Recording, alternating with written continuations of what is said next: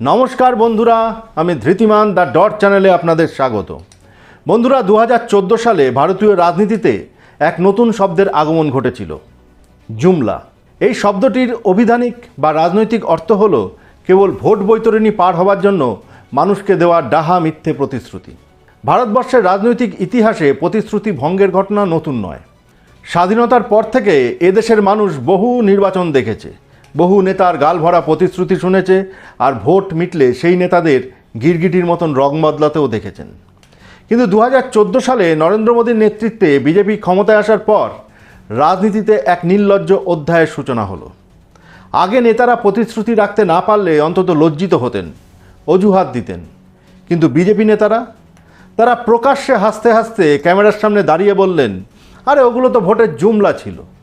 মানুষকে বোকা বানানোর এই যে উল্লাস, এই যে ঔদ্ধত্য, ভারতবর্ষ আগে কোনো দিন দেখেনি।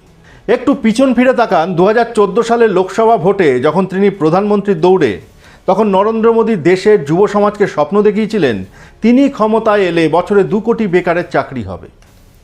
আজ 12 বছর পেরিয়ে 2026 সাল, কোথায় গেল সেই 24 কোটি চাকরি? মানুষ বুঝেছে এটা জুমলা ছিল। হঠাৎ একদিন রাত 8টায় এসে দেশবাসীকে লাইনে দাঁড় করিয়ে দিলেন মোদিজি। নাম দিলেন নোটবন্দি। বলা হলো দেশের সব কালো টাকা নিমেষে উদ্ধার হয়ে যাবে। আজ রিজার্ভ ব্যাংকের রিপোর্ট বলছে নোটবন্দিতে নতুন নোট ছাপাতে সরকারের যা খরচ হয়েছে সেই পরিমাণ কালো টাকা উদ্ধার হয়নি। মানুষ বুঝেছে এটাও ছিল জুমলা।